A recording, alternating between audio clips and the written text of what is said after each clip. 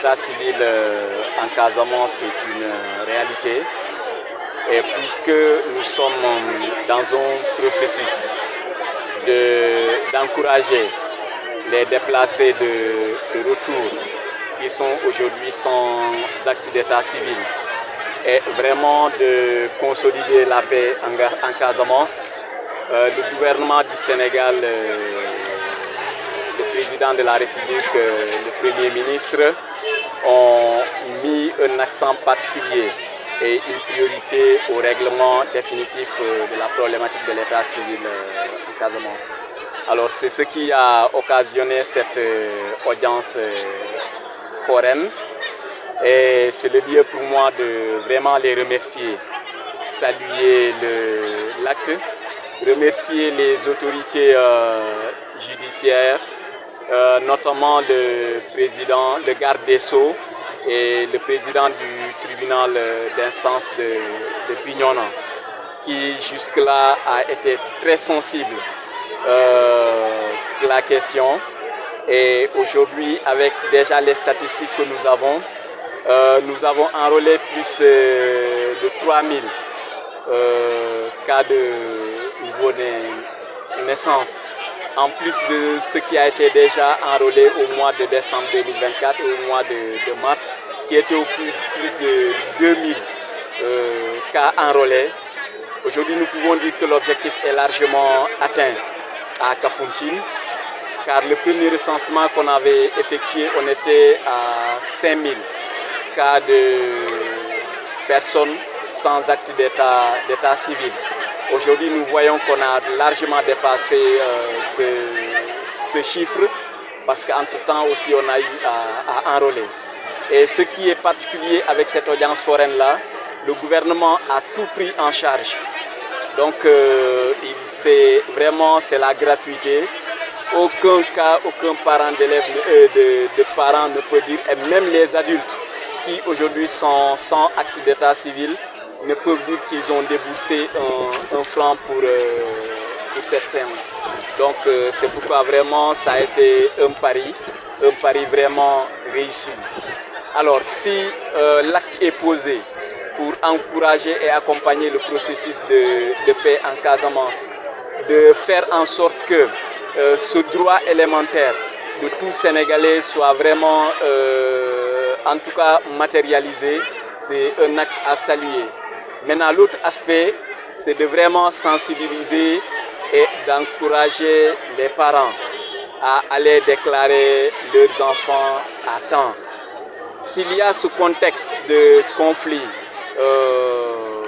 en Casamance, on sait que quelque part, il faut oser le dire, qu'il y a une négligence des parents qui n'accordent pas d'importance à cette pièce fondamentale, à cet acte fondamental, qui reste, pour d'autres raisons, ne déclarent pas leurs enfants. Et ça porte préjudice à l'enfant, ça porte préjudice aux parents, ça porte préjudice à nous, mères également, qui sommes là et qui sommes habilités à délivrer ces actes de naissance.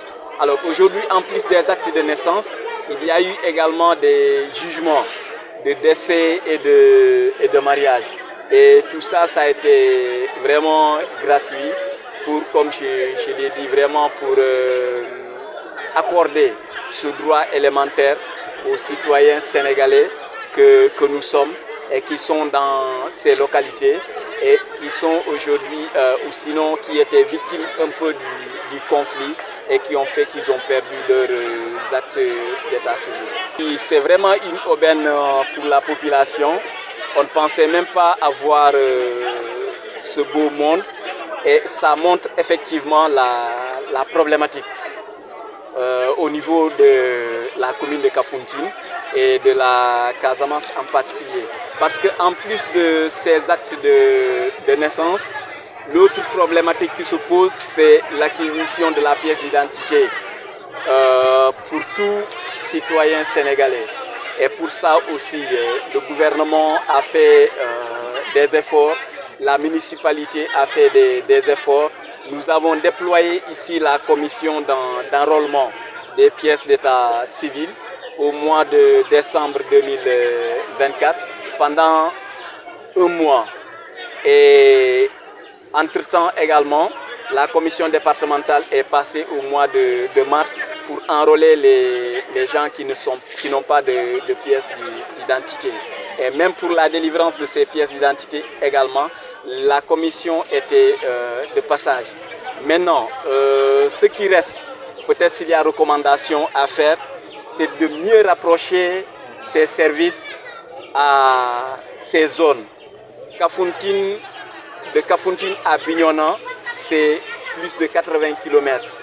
Et pour acquérir cette pièce d'état, il faut se lever tôt le matin avec ce que ça suppose comme charge financière, avec ce que ça suppose comme gain de temps.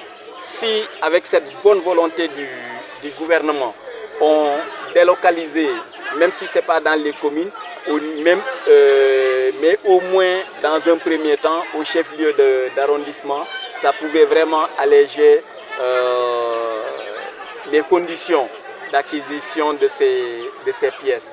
Là, vraiment, c'est une recommandation, sinon une forte doléance pour que tout citoyen qui a ce droit d'avoir sa pièce d'identité, qu'elle l'ait de la façon la plus allégée possible.